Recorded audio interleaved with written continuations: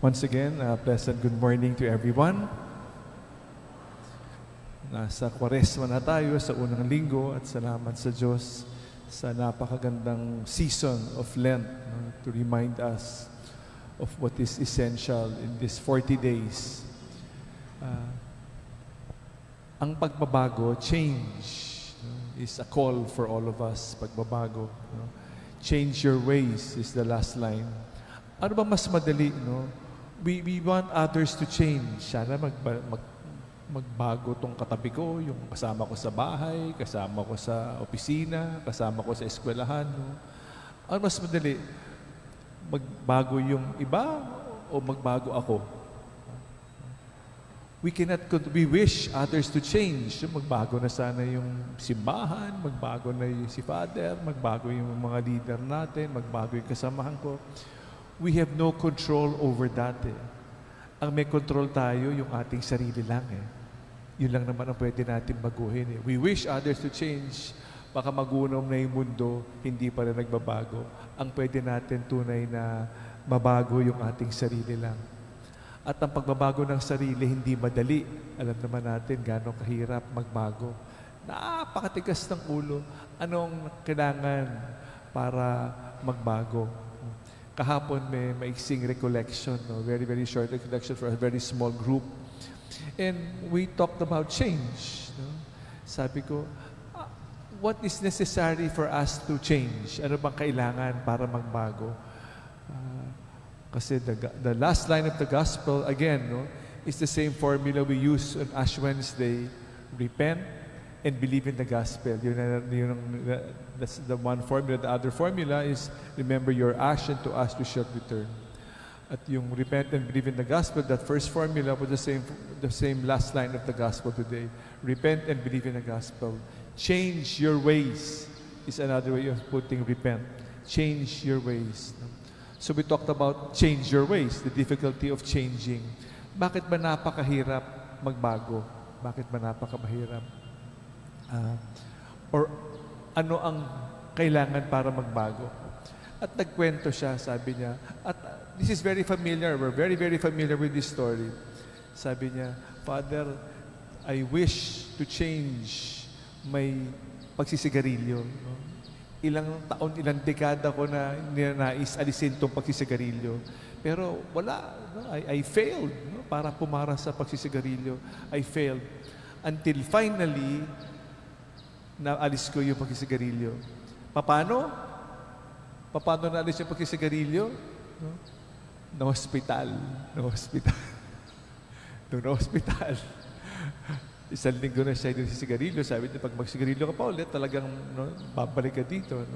So sabi niya, simula nagbago siya. Ano ang kailangan natin para magbago? Ma-hospital?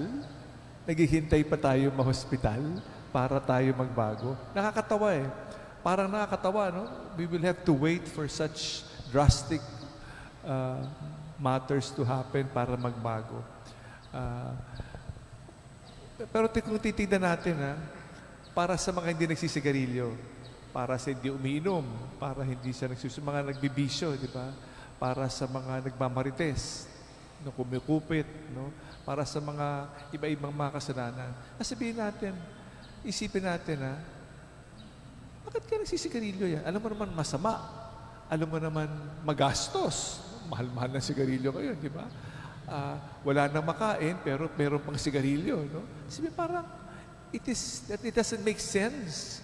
Bakit hindi madali, bakit hindi basta maalis yung habit na yan? Pero, tayo kape tayo ng sigarilyo Hindi ganyong kadali. Napakahirap. Katulad ng pag-aalipin ng kasalanan sa atin. Sabihin, bakit patuloy ang marites? Alam naman, nasisira, nag-aaway-aaway na, alam ko naman mali, di ba? Pero nakukulong ako Bakit ba napakatamad? Napakatamad ko talaga. Talagang, alam ko yung dapat gawin to, pero wala akong lakas. Wala akong lakas para maituwid, para magbago. So, it may sound ridiculous, napakahina naman, hindi kaya magbago. Pero hindi. Hindi nga kailangan, napakahirap. Kaya kailangan natin talaga ng maraming panalangin, kailangan pampalakas ng Espiritu para magampanan, no? Para magampanan. So we ask, what is necessary for this change to happen? This change to happen. Walang lakas, no? Walang lakas, puros kahinaan ng loob. Kaya nga itong panahon na ito, the season of Lent, we are reminded of the 3 pillars of Lent. Once again, prayer, fasting, and almsgiving, or doing concrete action. No? Itong tatlong haligi, the 3 disciplines of Lent. Kailangan talaga ng disiplina eh. Pag walang disiplina, walang kalaban-laban. Walang kalaban-laban ng sigarilyo, walang kalaban-laban ng katamaran, ang pagmamarites, walang kalaban-laban. It is so easy, we give in kasi disiplina. Kaya napakalagang disiplina. At alam naman natin gano'ng kalagang panalangin. Humingi tayo ng tulong sa Panginoon Diyos. Pagdasal natin isa't isa para magampanan, no? Para magbago, for change to happen. And the importance of the second pillar of fasting. We have to discipline eh. Kundi kung lahat ng gusto ng laman, pag hindi natin, ang hinihingi sa atin, napaka-simple lang talaga kung tutuusin. Twice a year, Ash Wednesday and Good Friday. 1 meal lang sa araw na yun, 1 meal lang. Pero napakahirap, pati yun hindi mabigay.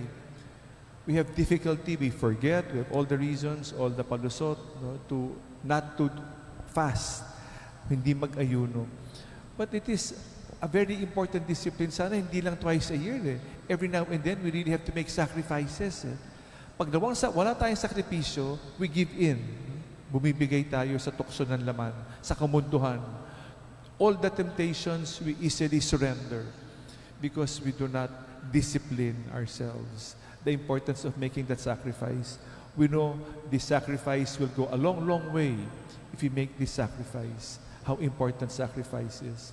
So we see that the 3 disciplines help us to strengthen the spirit. Napakahalaga nung pagpalakas ng Espiritu. Napakahalaga.